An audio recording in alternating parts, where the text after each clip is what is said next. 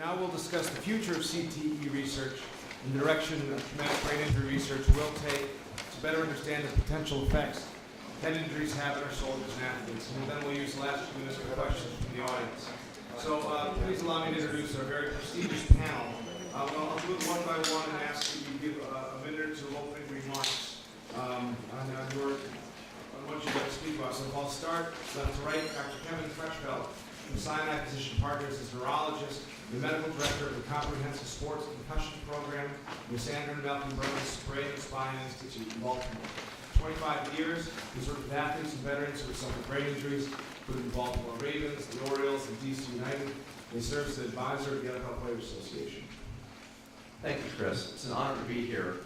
As a clinician who sees about 100 brain injuries a week, I can speak directly about what I see, and it's fascinating to me to listen to Ann lecture every time because I've learned so much and correlate with what I see on a daily basis. The symptoms she describes later as CTE develops, we've all seen in the acute phase in the brain injury. So it's quite fascinating from a clinical perspective to see this disease process starts with some symptoms, they kind of abate and sort of recover, and then later as this disease process progresses, we get those very same symptoms returning, and I think that's fascinating and maybe helpful in understanding where we go with this research. Thank you, sir. Next, we have Colonel Jamie Grimes, MD, National Director of the Defense and Veterans Brain Injury Center, or DIVBIC. Colonel Grimes is responsible for overseeing all aspects of the organization's mission to serve active duty military and veterans with traumatic brain injury through state-of-the-art medical care and coordination, and innovative clinical research initiatives and educational programs. Colonel Grimes supports certified vascular neurology, and psychiatry, and served in Iraq in 2004. Thank you, and again, I really appreciate Dr. McKee, your great lecture. I just wanted to give a little bit of the DoD perspective. I've certainly served in Iraq and Afghanistan, and most recently as last year, and I'd say since 2010. There are actually, to the present time, there are now 12 concussion care centers in Afghanistan, which but there is even embedded TBI care throughout the country that are guided by mandatory military acute concussion evaluations and initiation of mandatory medical algorithms. We are seeing an overall 95% return to duty rate within 5.5 days. When I was there in 11, it was almost the exact same numbers, 95% return to duty on 5.2 days. So it's gotten a little worse since I left. No, I'm just kidding. I'm truly just kidding. I wanted to say that at DIVBIC we actually keep the surveillance numbers, and as you know, to date, from 2000 to 2011, there have been 233,425 TBIs, and mild accounts for 77% of those, and a pretty good percentage is also unclassified, but the bulk are mild. We really do understand in the DoD that this is an important warfighter, service member, veteran condition, that it impacts not only them, but their family. From 2001 to 2011, DoD has funded over 472 projects for TBI at the cost of over $600 million, with the majority of the funding really flowing from 07 to 11 and continues now. Diagnosis and treatment remain our high priorities, but we know that it is extremely important that we look at repeated concussion, and again, it's a mandatory evaluation, as well as look at post-concussive syndrome and persistent symptoms as we move forward to direct our understanding both at the basic science and at the outcomes. And then the last, a shameless plug, we have websites that are award-winning that really are helping to promulgate best practice. But I wanted to say that Congress knows that this is so important, just like all of the members at this table. And Congress directed a 15-year longitudinal study that DIVBIC is actually implementing both at Walter Reed, and we will probably use the DIVBIC network. But it will study both service members and caregivers, both prospectively and retrospectively. We really think prospective trials to look at CTE are key, and we want to prospectively track and follow symptoms as well as neurological conditions and other manifestations, so that we can track and follow this and ultimately cure this condition. Thank you. Next, Dr. Tom Mayer is the medical director of the NFL Players Association, where in recent years he successfully advocated for better recognition and management of concussions. An emergency medicine physician by training, he's a recognized expert in pediatric emergency medicine, trauma, and healthcare leadership. Dr. Mayer's academic appointments include clinical professor of emergency medicine at George Washington and the University of Virginia Schools of Medicine. Dr. Mayer has also served on Department of Defense Task Forces. Thanks very much, Chris. I appreciate it. And thanks, Congressman Runyan, for pulling this together. Your emphasis on awareness, I'll say a little bit more about in just a minute, is absolutely critical. And we appreciate that a great deal. I also want to thank Ann for her great contribution. I've also heard the presentation a number of times and continuously learned from that. I do want to emphasize that Ann and Chris and Bob Cantu courageously pushed this forward. They were criticized by a number of different entities in the early days of this research, and it took great courage for you guys to do what you've done, and it's deeply appreciated. I've been the medical director for the NFL Players Association for the past 10 years, originally under Gene Upshaw, currently under DeMaurice Smith. Mr. Smith, to all of us, is fanatic and unrelenting in his commitment to player health and safety, as is our current president of the Players Association, Dominic Foxworth, a former player with the Ravens. Our guys play an elite game at elite level, elite speeds, and it's our job to make sure that they get protected as well as they can. Concussions, as you might guess, are a combination of amplitude, the amount of force that occurs, but also of frequency, the number of times that they're exposed. So, for example, last year in the CBA, the collective bargaining agreement, we eliminated contact two-a-days, which greatly decreased the frequency that our players are exposed when it comes to concussions. In fact, the injury rate, if not the concussion rate in NFL players, is 100%. All of our players every year will have some type of injury through the course of either practice, preseason games, the games themselves, or playoffs. Several years ago, we put a committee together called the McKee White Committee. Ann and Kevin both served on that committee. But it's a group of really elite scientists, researchers, clinicians, whose job it is to help work in concert with the NFL committees to make sure that we continue to push the limits in terms of the best possible diagnosis, the best possible care, and the best possible treatment for our players, including ensuring that the folks on the sidelines who are evaluating for concussions are also at that elite level, deserving of the elite athletes that we have. What's at stake? That's what I think you have to ask yourself. And boy, if you paid any attention to Ann's presentation, everything's at stake. I mean, think about this brain rot that you're looking at that we currently can't image. We have no neurological imaging procedures that show you that. You don't want to end up horizontal. With me as an emergency physician is bad enough, but with Dr. McKee, you don't want to be there. And so we've got to get better at figuring out, as T.S. Eliot said, between the idea and the action falls the shadow.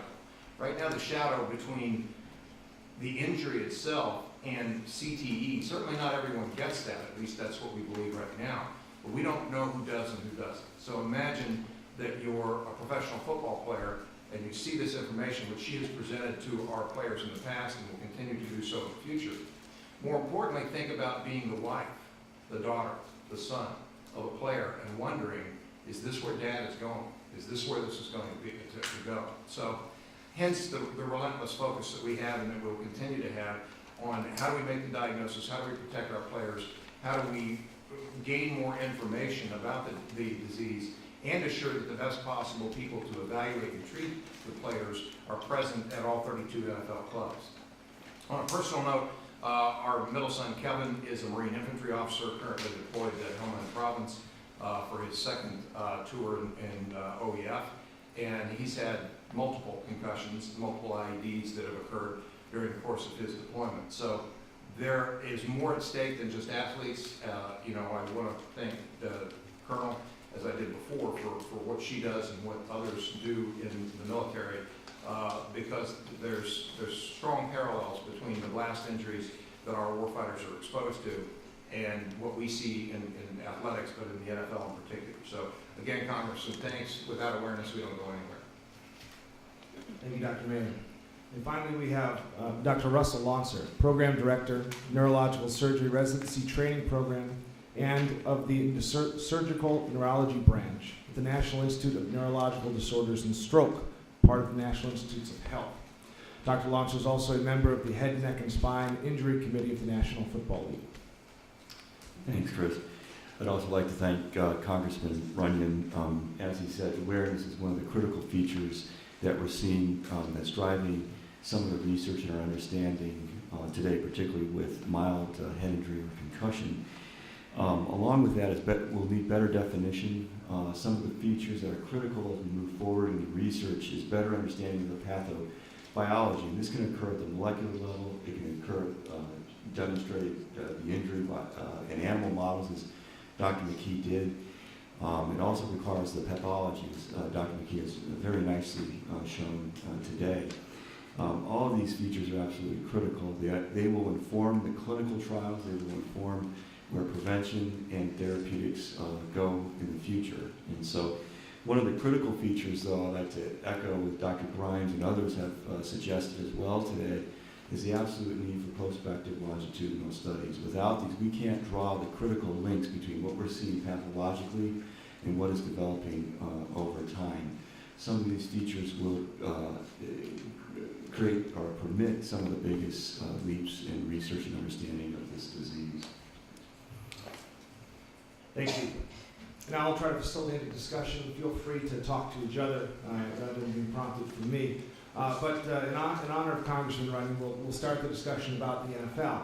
The NFL and the NFL Players Association have worked together to make dramatic changes in the last few years, from educating players to the rules of the game, to funding research and helping families with former players who might be suffering from dementia or illnesses. So could Dr. Launcer, Dr. Mayer, could you talk about a little bit about what's happened and a little bit more about what's planned for the future? Well, I can frame some of the structure, and that is that I have a counterpart with the NFL, Elliot Pellman, who has been in that position as long as I have. The NFL has a single committee, the Injury and Safety Panel, that convenes 3 times a year. Under the Injury and Safety Panel for the NFL are subcommittees. One is on foot and ankle, one is on Head, Neck, and Spine Committee, previously known as the TBI Committee, and the other is Cardiovascular Committee.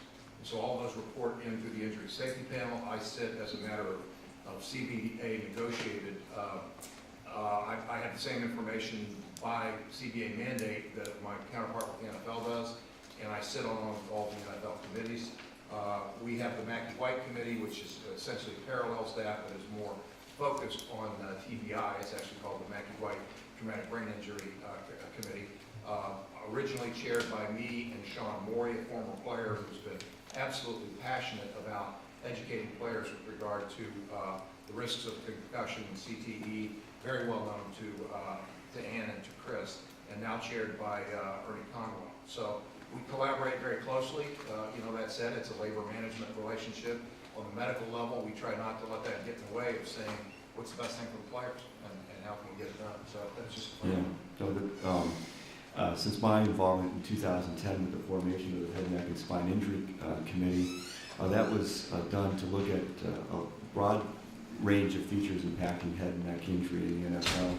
6 subcommittees were formed for that. It includes research, safety and equipment, return to play, education and advocacy, a prospective database that goes along with some of these longitudinal studies I mentioned previously, and the long-term effects of head injury and spine injury that's headed by Mitch Berger, looking at the longer-term effects in conjunction with that database. The NFL has also formed partnerships with the CDC to better educate and provide information to young athletes as well as professional athletes. There's been a number of rules changes that many of you are familiar with in the past couple of years to reduce the high impact as well as the number of impacts, and that involves kickoffs and defensive players. Concussion management has been an issue that's in developing paradigms to uniformly diagnose and manage those on the sidelines. Research is a critical component. That's a subcommittee that I head. There's been several $1 million just in the past 2 years devoted toward studying head and neck injury. Dr. McKee has also been funded by the NFL for, I think, $1 million or just over $1 million in the past several years. Legislation and the involvement of legislation has been a critical feature of the LISTET law, who some of you may be familiar with. But nevertheless, extending the research and therapeutics, as well as preventive portions of treatment have been a feature of that. And I think some of the database issues that we'll go back to, not just driven by the NFL, but the NINDS has also derived a federally funded database for head injury that the NFL, NCAA, as well as the military have been involved with, and there's actually public comment. The common data elements for that are available online for public comment. So, The one thing I should have mentioned, Chris, is there's, in the CBA, there's a so-called joint contribution amount that is $100 million over the 10 years, $10 million a year for research to be done. And we're currently evaluating RFPs for major research universities around the world, including Boston University, Harvard, Duke Hopkins, UCSF, University of Michigan, to try to get to some of these answers that we're talking about. That's salary cap money, if you will. It counts against the salary cap, so to a certain extent it's player dollars that are involved. But we're excited about that. That said, many of you in the room know, $100 million, as Everett Dirksen said, $1 million here and $1 million there. Pretty soon you're talking real money. In research, $100 million doesn't go all that far. Well, it's interesting you mentioned research funding. The TBI in general is an enormous burden on the U.S. population. This year, 1.7 million Americans will suffer a traumatic brain injury, which exceeds the incidence of breast cancer, HIV, multiple sclerosis, and spinal cord injuries combined. And yet the research commitment and funding is not quite there. Outside of DOD, there isn't much. The TBI Act that was recently reauthorized allows $10 million in the 2012 budget to HRSA and $6 million to CDC. Outside of DOD and the VA recent commitments, do you feel the federal government has made a strong enough commitment to TBI and CT, also noting that the first ever grant from NIH on CT was given just last year to our team? Anyone can answer. well, I can't comment on the external funding being instrumental person. Nevertheless, you know, the CT is one component of traumatic brain injury. Traumatic brain injury spans a wide variety or spectrum of disease. The actual dollar amounts, I think, vary between institute, including NINDS, and that ranges. I think those figures are somewhat higher than you presented there. Consider that. I would just say that if you think of it as a math problem, Ann and her group have done a phenomenal job of figuring out as best we can what the numerator is, how many people have CTE, but as she said, the incidence and prevalence is tough to tell. And the reason is we have a major denominator problem. And, you know, is it the 1,800 players who play in the NFL in any given year? Is it everyone who's ever played football, everyone with contact sports, all our warfighters in theater? You know, how do we, and I will say from personal experience, I keep meticulous records on who's had a blast exposure and hasn't, and all that. We got to figure out what the denominator is to say, you know, parents come to us all the time, everyone here, and say, should I allow my kid to play football? Should I allow him to play soccer? Kevin was a soccer athlete. And we need a lot more information on both the numerator and the denominator to figure that one out, in my view. As a clinician, part of the challenge of doing the research to help guys like me in the trenches taking care of patients is we don't really have a standardization of diagnosis or treatment. So if you're going to follow people longitudinally, you have to work together and bind together the institutes and get a commitment for people to come up with a standardization of management. Because you never understand the disease longitudinally if everyone's looking at it from a different perspective, collecting different data. So you can't intervene and cause a positive change in the disease process until you understand it in a uniform manner from the beginning until the end. And that is what I see clinically is patients come to see me having seen other clinicians and other professionals in managing their brain injury, and the care that they've received is markedly different depending on who they see and where they come from. And part of what we need to work together, whether it's research or whether it's just other committees getting together to decide this, is developing standards of care for traumatic brain injury, we still need to do the research, but I think in order for the research to come to a meaningful fruition at the end to help us clinicians, is we do need to start standardizing the care so that we can get a better idea of what these interventions or changes are going to actually mean at the clinical level. I would just like to echo that because I was deployed with the neurosurgery team in 2004 and saw, our total team saw approximately 800 service members. 400 of them were just neurology, predominantly outpatient clinic. And one of the most common diagnoses that I made was TBI, whether it was inpatient or outpatient care.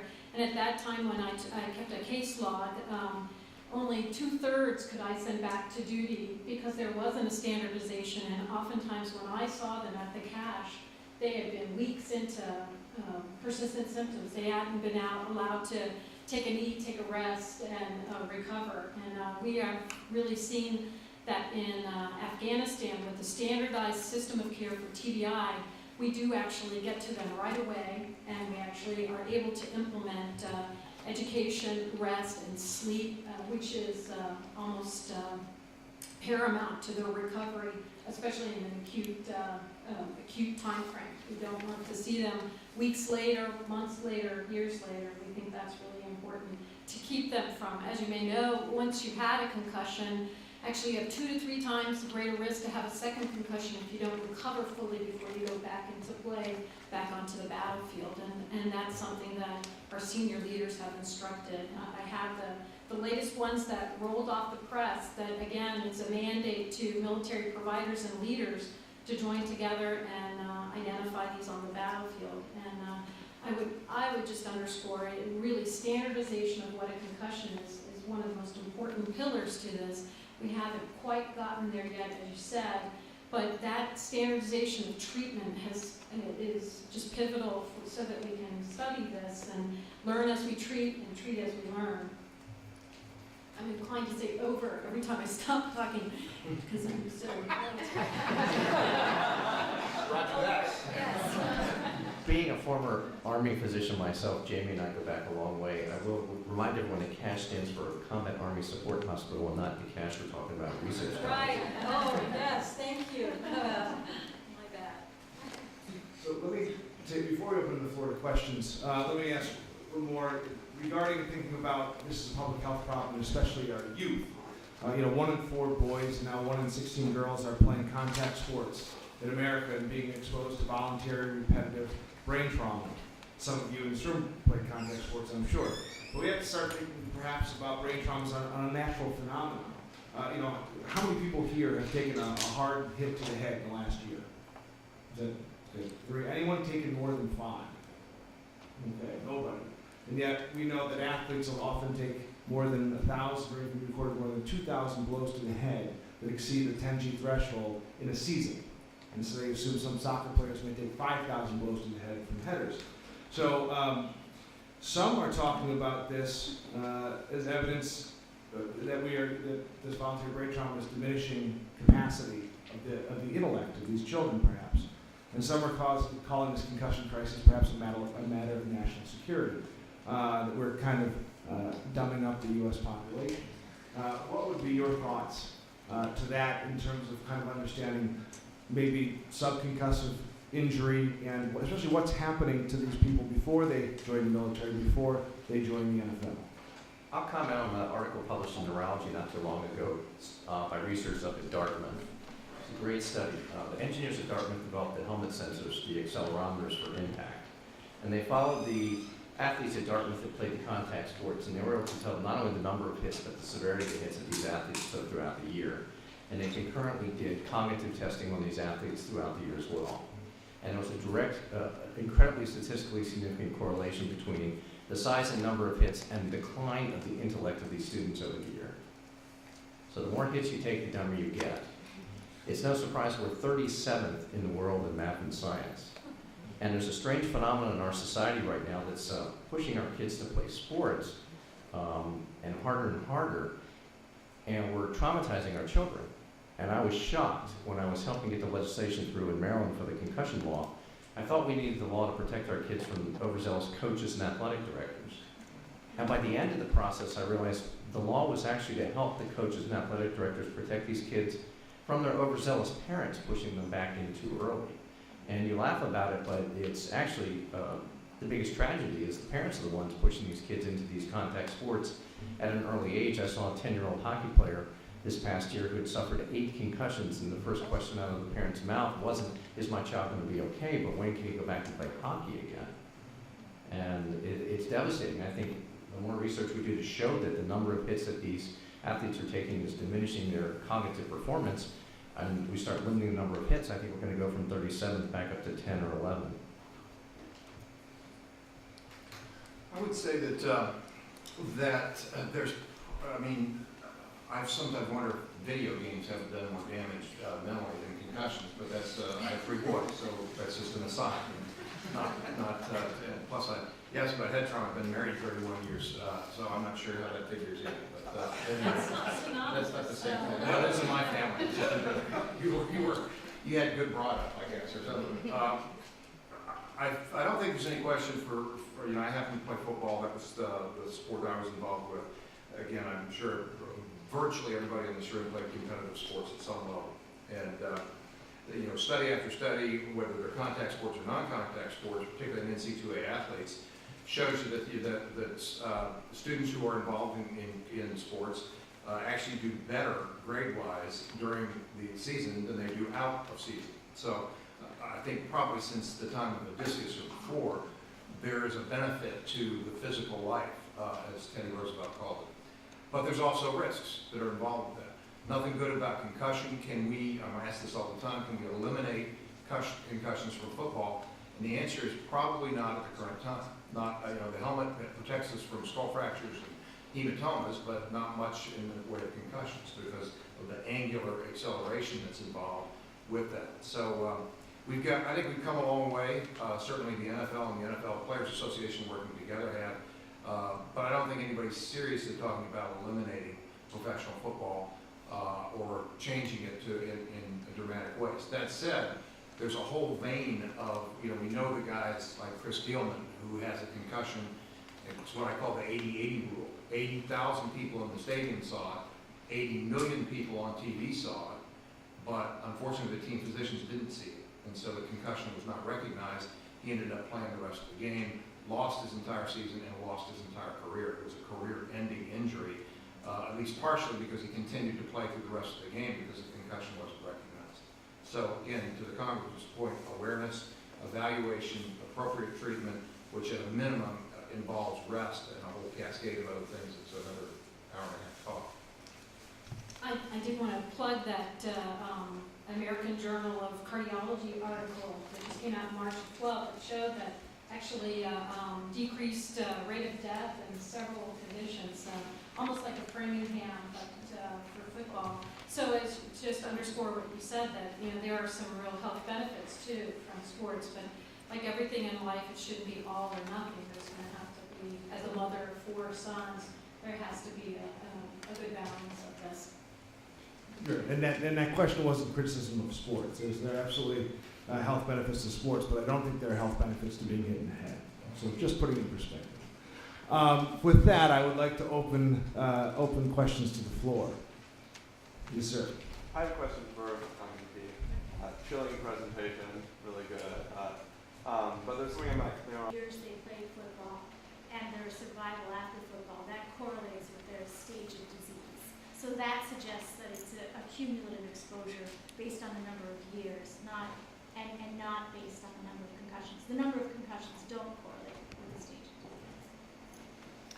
disease. I might just say that for those who the question is, do those constantly repetitive blows? So how many plays in the NFL game? 162. How do I know? The competition committee knows everything about how many plays, how many offense, how many defense, kickoffs, and all those things. So when you look at that number of plays, about 150 times a game, the O and D linemen are banging heads against each other.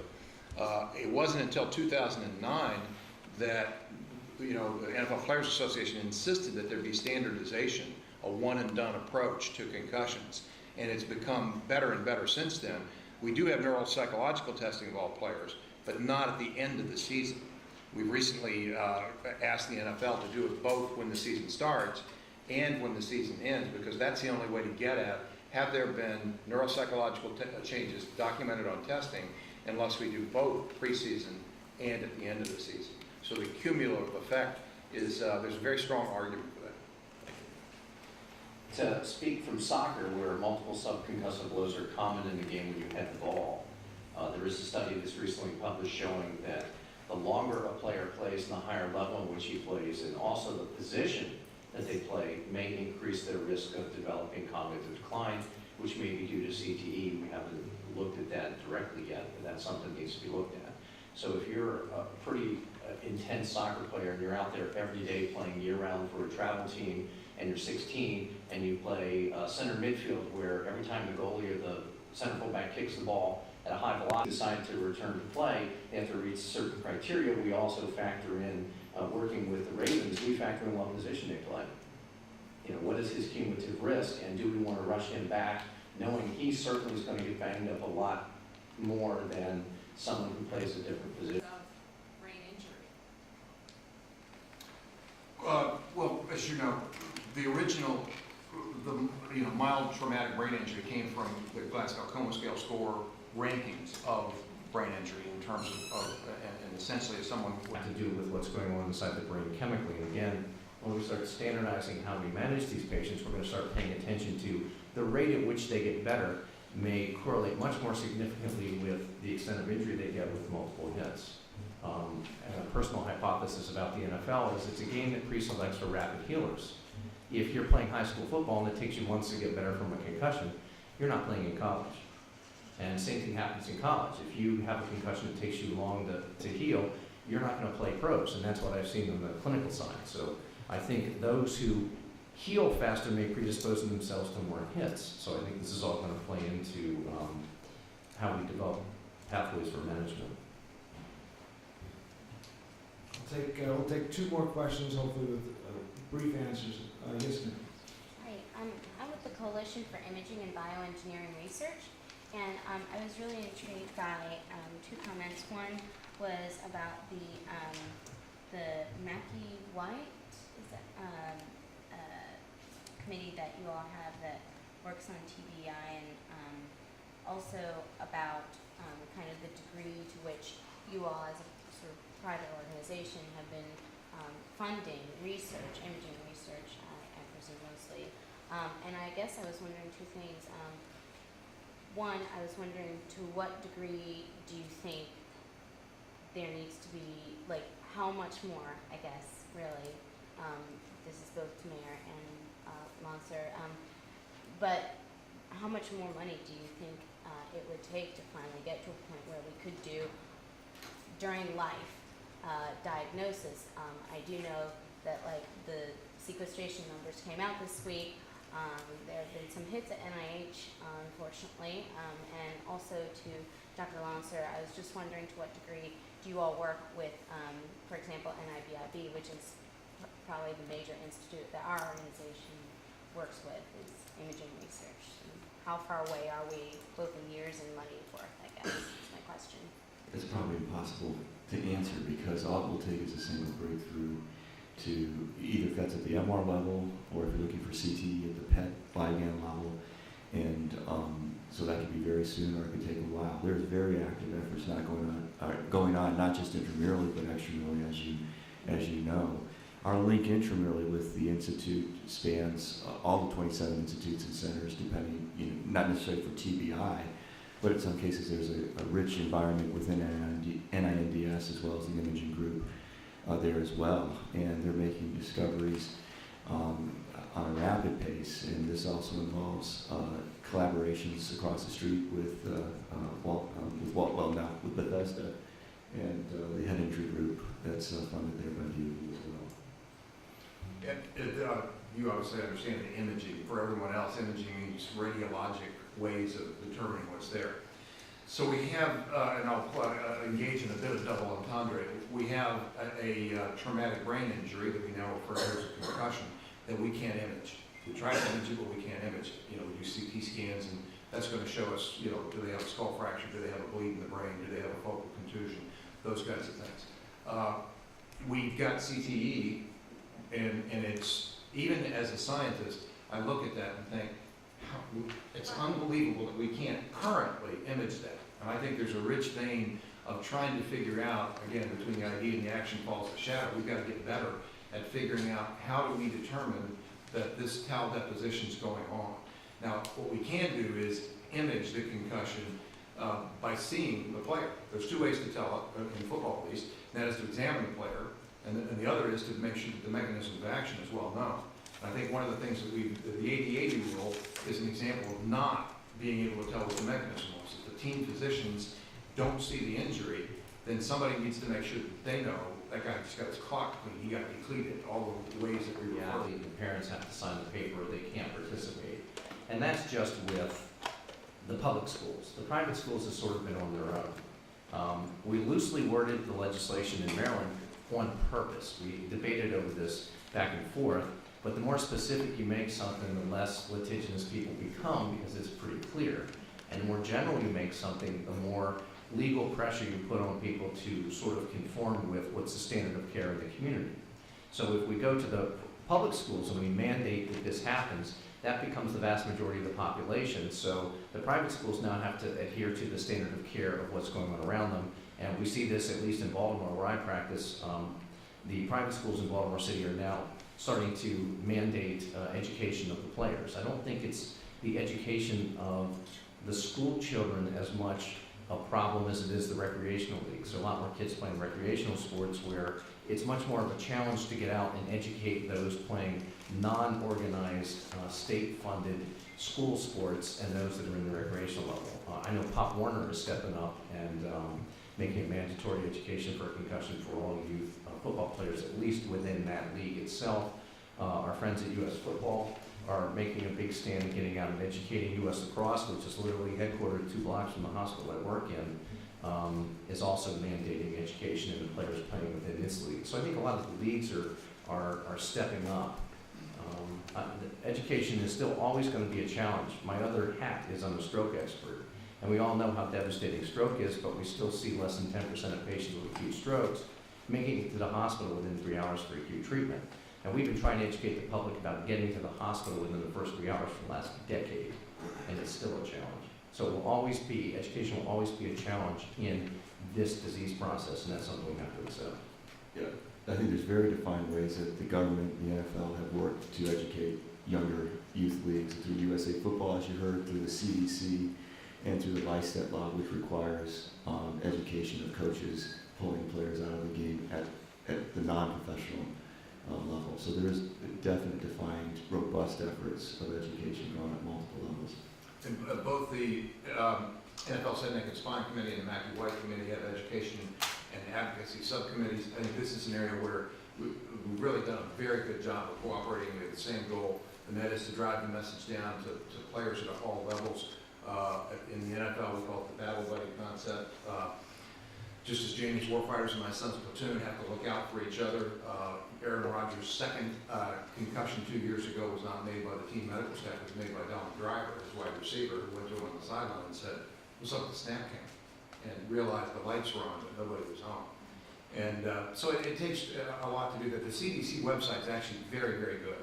It involves representatives from both the NFL and the Players Association. I spoke to the NFL Referees Association a couple of days ago, and we talked about the idea of using officiating crews at every level, including youth football on up, to step up their awareness of concussions and what it looks like and their responsibility to make sure, because they're on the field, they see what coaches, what even parents don't see because of the way they're trained. So I think a lot has been done, a lot more will be done in the future on that issue. Does Maryland education requirement apply to youth soccer also? Or just youth Well, football? No, I mean, the Maryland bill requires all student athletes. So regardless of the sport they play, it's all. It's men's, women's sports, all sports. Okay, well, it's been a real treat for me to listen to the leaders and the experts in this field. Let's give our panel a round of applause.